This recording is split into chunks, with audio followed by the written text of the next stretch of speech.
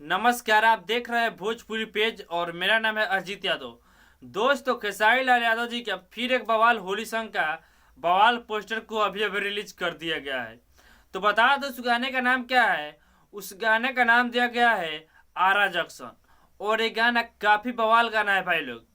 तो बता दो इस गाने को खेसारी लाल यादव जी अपनी आवाज में गाए हुए हैं और आर्या शर्मा जी का इस गाने का म्यूजिक है।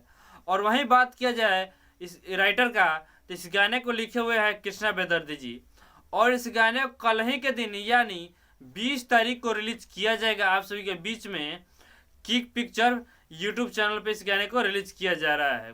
सुबह का 6 बजे इस गाने को रिलीज किया जाएगा डायरेक्ट वीडियो सॉन्ग को।